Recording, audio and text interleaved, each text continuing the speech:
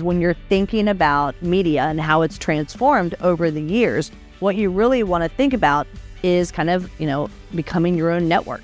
Back in the day, a network was you sat in front of a TV and from 7 to 8 p.m. you watched Buck Rogers or whatever it is that you watched, and there were commercials that interrupted you. And today, the new networks are what take place on your phone. And so you might be on Facebook or you're scrolling on TikTok or you're playing on YouTube, and those things are being fed to you via algorithms, and it's a very different experience. Hey there, welcome to the Dr. Marketing Tips Show. I am Jennifer. And I'm Corey. And today we're going to talk to you about the evolution of healthcare media. And I don't mean just PR media and television media and radio media, but we even mean like social media and how it's evolved over the years. Yeah, so we're all familiar with social media, and what's interesting is how quickly things are starting to evolve now. So what we wanted to do was kind of focus a little bit on what's happened in the past and sort of the traditional media model, present day, and what things look like now, and sort of future state too. So it's kind of the future is kind of today. Right, exactly. So everything is changing at an incredible pace, and so we want to cover what to expect and then how your practice can take advantage of those changes. Yeah, so let's start way back in the past. And for a lot of you that are viewers and listeners of our show, you remember because you kind of came up through the ranks, whether it was with a hospital or just growing up in front of the tube, you remember it. We had these old commercials. We had billboards that the hospitals would run. Some of those pictures are very nostalgic, but it would be things like, come to St. Mary's Hospital. It's a place for the family. And it would be a picture of a baby and the mom and the dad. And that's the way that marketing used to take place for healthcare. Billboards, print advertisements, things of that nature. And they cost money. Yeah. And the difference is we get this question a lot. So should I still pay attention to these things? And the answer is sometimes. In the past, like you were saying, it was sort of a yes, because these are the mediums that we have available to us. Now it's very much a not every time and not every place. So it's very different. I still get questions from practice administrators and doctors. Should we do this? Right. Should I do this advertorial TV thing? And they sometimes really want to push for it because they feel like it's something that they can count. And I typically will say, well, we didn't budget for it because we can't track ROI. So how do you want to adjust that? And then it's just this old versus new school. Yeah, absolutely. Yeah, and it definitely changes how we focus on, sort of what channels are available to us. So like we were saying, those were kind of the past state. So present state is a lot of social media advertising because you can quantify those things. There's a high ROI for them, and it's very trackable. So we like to talk about digital advertising. So that's your social media, that's your Google ads, that's your display networks, YouTube, those things, because across the social channels, you can very easily measure things like impressions and clicks and conversions, which is typically how many butts are we putting in seats. That's what we're focused on. Well, let me frame it this way. Back in the day, you'd be driving out in the station wagon and you'd see a billboard near the hospital, and that's how you marketed. Or you'd be thumbing through your women's health magazine and you'd see an advertisement for baby deliveries. Now you're on your phone scrolling and you're seeing the same type of advertisements, although a little bit better, but it's a much quicker process, and the place that you're receiving that information is a different place. Yeah, I mean, that's a really good point. A good social ad basically is a mobile billboard that's just on your device. That's right. Because if it's not a billboard, there's probably too much text on it. That's it. So that's today, but what are we talking about for tomorrow? Yeah, so for future, one thing that we often talk about is, one, creating your own media, and two, the rise of voice search. So with your Google Assistants, your Alexas, all of those things, voice search has become very, very prominent. And if you have the website and the capability set up, you can actually show up on those voice searches, and that's going to sort of be just a couple of the things that are coming in the future. Yeah, like, hey, Google, I need a follow-up appointment with Dr. Smith. And Google would say, sure, Jennifer. Mm-hmm. Right, exactly. And it's actually going to be an assistant for you. And I think with the rise of AI, we're very quickly heading toward that versus just being able to provide information, which is kind of like what the voice assistants do now. You know, they'll set an appointment for you or set a reminder for you. The next phase is actually being able to book with these things and then give you real healthcare advice. That's what's coming. Yeah. So just to kind of recap, on the old way, it used to be traditional media platforms like radio and TV and billboards. It used to be paid ads were the way that you got in front of those potential businesses or consumers. And then we would use things like public relations in order to pitch journalists so we could get articles in the newspaper, articles on the news. And back in the day, it was very limited interactive engagement with your audience. It was you putting on a message and then maybe receiving it in some way, very disruptive. Right. And so new media is sort of creating your own space to do these things. So you create your own space on social media platforms like your Facebook, your Twitter, Instagram, TikTok, those things.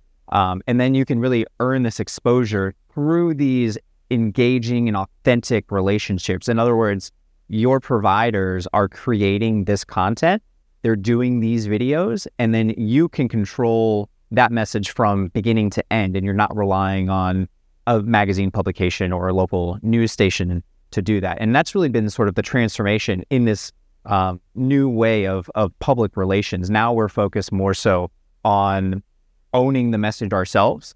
And if you have a big enough audience on these social channels, then you are essentially your own PR agency, your own news agency, and you control your content from start to finish where you're not relying on somebody else. And I think that's the kind of the key point is when you're thinking about media and how it's transformed over the years, what you really want to think about is kind of, becoming your own network.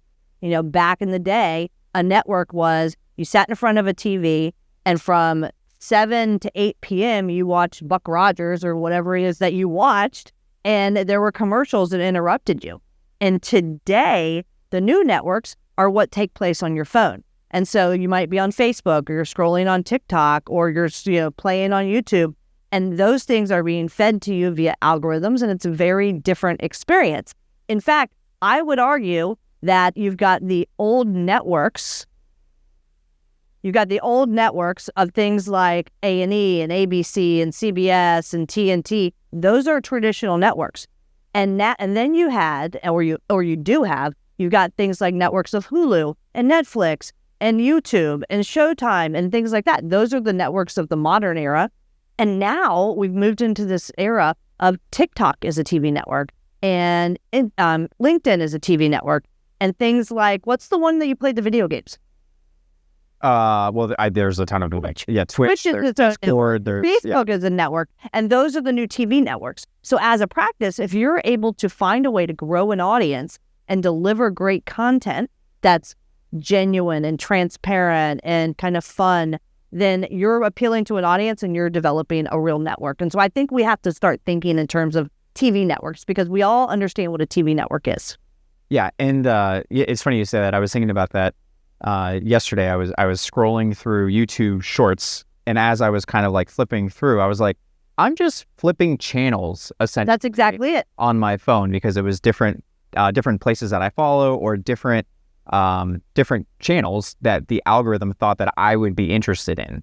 So I had that exact thought yesterday. Well, funny that you say it. So we had lunch with somebody on our team this week, and she said, when I turn off for the day, I literally sit there. I don't watch TV anymore. I just thumb through the content that's on TikTok. Yeah. And to be clear, so when you're advertising on those platforms, you're still interrupting someone just like the networks of old. But the difference is you are really in control of who you're reaching. So part of that, you're relying on the platform and their algorithm, but you're also, let's say you're going to run an ad. Well, you can choose on these networks where you want to reach, as in what geographic location. Sometimes you can even select the age range of the person you're trying to reach, what their occupation is, what their interests are. So it's very much targeted, whereas prior you had some level of that targeting with like a traditional TV station, but you can go much deeper here. And then for the social networks, what we're talking about there is not so much the paid advertising piece, but really the organic piece where you're developing this real relationship with your followers and you are sort of in control of the message. They follow you because they're fans of the practice or a particular provider. You gave them great service, but they also like your content. And when they like your content, that's when you really start to see that engagement sort of explode. So there's the paid side still and the organic. Because that's where it's all going. Everything has shifted over to engagement.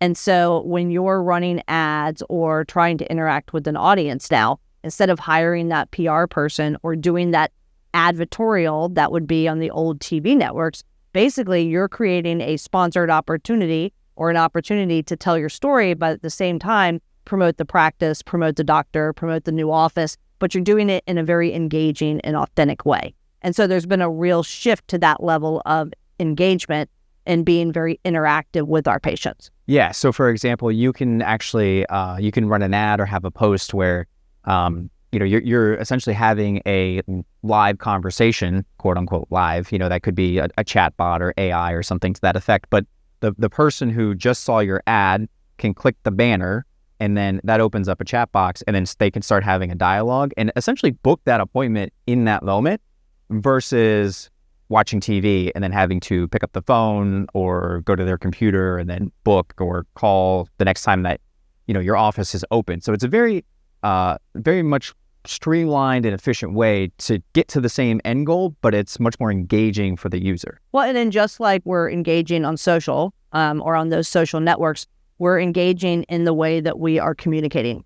And so it's two-way communication, whether it's through direct messaging or something like that, or even the feeling of scheduling an appointment, feeling like you're speaking to your provider. Social and these new networks have really stopped being a one-way communication, and they've started being two-way communications. And so we have to think about that, because for the first time, we have patients who feel empowered in the decision-making process.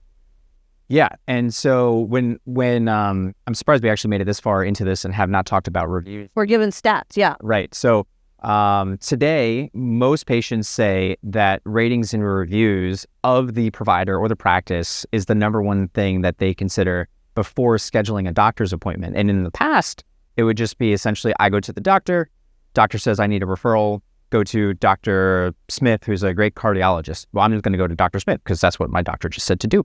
And that has changed as well. So now a majority of patients want to look at these ratings and understand what this practice is going to be like. What experience am I walking into? Yes, the referral still matters. It's actually listed as number 2. And then we want to know what the facility looks like. And then the quality and completeness of the doctor's profile also matters, because if you can't fill that out, how would I trust you to do surgery? Yeah, because back in the day, you would, reviews have changed the game. So back in the day, you would have hired a public relations professional to help you get out the positive story about your practice or about your doctor. Or you would have hired a PR person to help bury the lead or bury the negative. Well, now you don't have that opportunity anymore because the reviews are telling the story for you. So now PR is all about trying to own your own story. And like Corey said before, using social or using today's media platforms to then craft your story and get that message out to the public. It's a total different, really 180 of how it used to be. Yeah, and 84% of patients say that the reviews really matter when they're making this decision. And so in a way, that is the new public relations. It's not, having a news story. And sure, that helps from an awareness standpoint, but that's kind of different from what we're talking about right here. The real public relations, the real perception is what's on the review. So you can say whatever you want about your practice, but people are just going to go behind and check you. Right. That's it. Exactly. So they're going to go Google you anyway. And so the real answer is in the reviews. That is exactly the case. And so let's talk about that. So how, if the real answer is in the reviews, but we want to use media, and probably it's going to be social that we're going to use. So we're going to build our own network. What is it that's going to matter? Well, transparency and authenticity is what's going to matter the greatest. And that's because we have to really research things that are going on. So let me back up. Back in the day when it comes to PR, you would identify something that you thought mattered. So let's say that it's Breast Cancer Awareness Month and you are a cancer doctor. And you would have said, hey, PR person, it's Breast Cancer Awareness Month. Go out there and pitch that I'm going to be the expert and I'm going to talk on this. Well, now what you'll do is you will say, great, it's Breast Cancer Awareness Month. What are the 3 things that I want to talk about? And you will put the camera in front of you, and you will be transparent and you will be authentic. And that is how you will get your message across on social media. Yeah. And so by doing that, you control the story. And it has, if it's a good message, good information, there's a high likelihood that it's going to resonate with your audience. They're going to share it with, potential new referrals. And that's more powerful than, being on a blog somewhere that, you maybe pay for that placement and you're not going to reach the right audience. No one's really going to pay attention to. You don't control that message. So the social can kind of, it gives you a new medium to do those things. And what's great is then you can take, let's say you've got that video that Jen was just referring to. You take that, you can then put that on your website. You can write a little article about it. You can do written social posts about it. You can do all sorts of different things, and you can use that content in several different ways. So that way that transparency and that time that you put into this thing, it resonates, and it can cover a wide array of platforms. Yeah. So to wrap it up, we've talked a little bit about the media in the past. Mm-hmm. We've talked about kind of what's happening today. And we've kind of shared of what that future path is going to be. We've talked about how transparency and authenticity is the way that you're going to resonate with the audience that you have on your new media channels. And also how public relations has changed, that you really can become your own network. And I think that, this is a great place to stop, because that's a lot of information to digest. And really, we want to start thinking about how has media changed and how can we as practices take advantage of that new media. Yeah, everything is different, but also the same, which is kind of a weird thing to say. But the channels in which you're doing these things, totally different. Ideally, though, the care that you provide and the message that you have is still that transparent and that authentic piece. Only now you can control every aspect of that. And there's a ton of options to get your message out there versus just traditional paid media. Yeah. So next time on the Dr. Marketing Tip Show, we will talk about what the heck you're supposed to do about all of these changes when it comes to media. So with that, I'm Jennifer. I'm Corey. We'll see you next time on the Dr. Marketing Tip Show. Thanks a bunch. Bye, guys.